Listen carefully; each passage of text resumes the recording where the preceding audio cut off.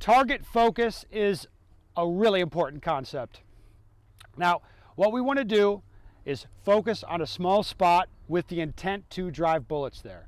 That's really easy to say. It's hard to do.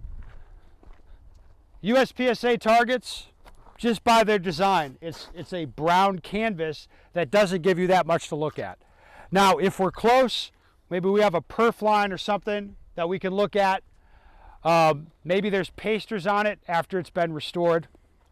Something to look at there. And what works at distance is trying to imagine a small spot on the target that you drive your attention to, or even you're looking for a small spot even though you know it's not really there. One common training tool we use with this is that black piece of tape. We can put that down on a target, and that gives you something that makes it easy to stare at that spot. Now, target focus, like I said, this is a very, very powerful concept. I can make a demonstration for you right now. I'll back up a little bit here, Joel.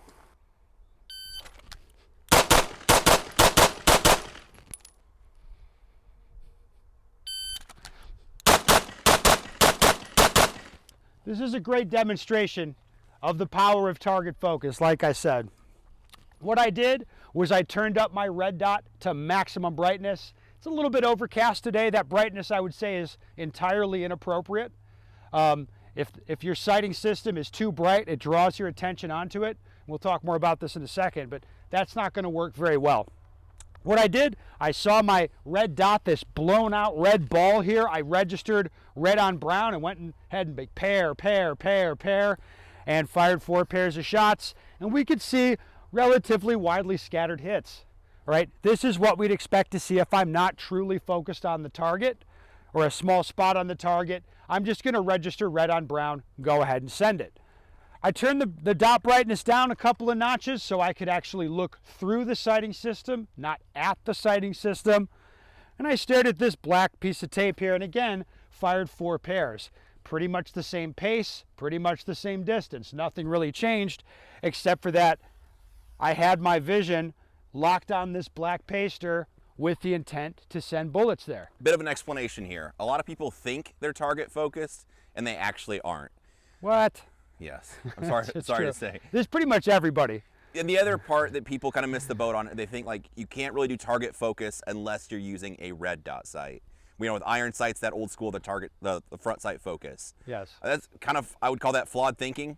With either one, you're looking at the target, it's sharp. So what Ben was doing is it's sharp and in focus, it should be, and your sight is blurry. Yes. With iron sights, I can look at the target and have my iron sights blurry, but still be aware of where they're referenced, where they're pointing. So if they're way out of alignment somewhere, I can see that without having them sharpen and focus.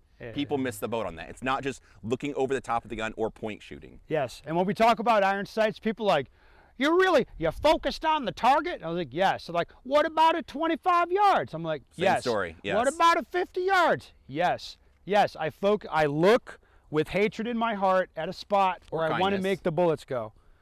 Right? It's that simple. Now, there's one language thing here that we have to clear up, and that's the difference between focus and awareness. All right? We want you to focus on a small spot on the target, yet be aware of what your sight is doing relative to that spot. All right? Now, that's a little bit tricky, so I'll give you a good explanation. Let's say I'm sitting across from Joel. I know, you know where this is going, Joel. I already know where this is going. I'm sitting across the dinner table from Joel, my good friend, and I want to have a nice conversation with him. Make eye contact, talk about, well, I'd like to talk pretty crazy, but I'm just talking to Joel. Let's say there's a stripper or something, and she's in the background over there. Am I aware she's there? Absolutely. But Joel will be aware too. If my vision darts over there, he's going to know. All right, but that's not even really telling the whole story. What I want to do is maintain eye contact with Joel and have a nice conversation.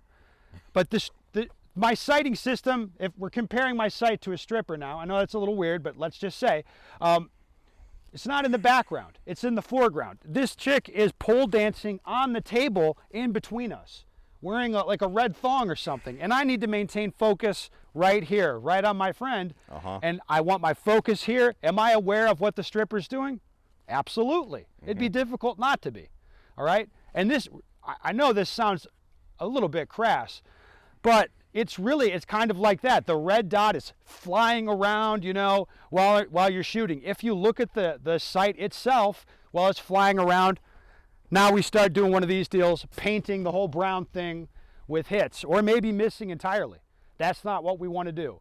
Maintain focus on that small spot, yet I'm aware of what the sight's doing. Along those lines, that aim small, miss small thing that Mel Gibson talked about, he was right about that. Maybe not everything he said, but that part. Oh, no. Mel Gibson has said a lot of pretty wild stuff. Okay, so yeah, that's for sure. In He was this right about example, that, though. when Ben was kind of just looking at the whole target, you saw bullets are going to go on the whole target. That happens commonly at matches. Especially with close, fast shooting, you want to whip the gun out and look cool on Instagram. See a brown target over here, the gun goes over, you're like, yep, I see the brown target behind my sight, send it. Instead, when you have that level of discipline that you're really like, no. Even if there's no indicator or no mark, no reference on the target, looking at this target like, yep, I want to hit right where I think the perforation will be. I'm looking for the dead center. Your bullets are going to track there. Instead, if your attention goes somewhere else, whether it goes to your sight, looking at other distractions. So I would never do that. Other distractions, your bullets are going to just tend to go wherever your attention goes. So if you're watching your sight and it's bouncing during recoil, bullets are just going to, fly all over the target. And here's what's difficult for people. To their perception, that shooting will usually look good because they're going to register their sight on brown every time they're shooting, and they're like, yeah, it's good. It's good. And then they come down here and they're like, oh, it's not good. Another thing some people might not appreciate, there's really two groups with this. People that are aware that they sometimes switch their focus back on their sight, and those that are either dishonest or delusional. Yeah, well, it's kind of like trigger control. Hey, Joel, you've been training a long time. You're what we call a shooting nerd, grandmaster shooter. Thank you for noticing. How often do you shank shots? That thing still happens sometimes. That's the thing that can happen. And yeah. It annoys me whenever it does. Yes, and I'll be aware of it. Yeah, you never really graduate from having to work on trigger control. You never really graduate from having to work on target focus. These are concepts you have to understand and work with and build your awareness over time, and that's what's going to make you a better shooter. Yeah.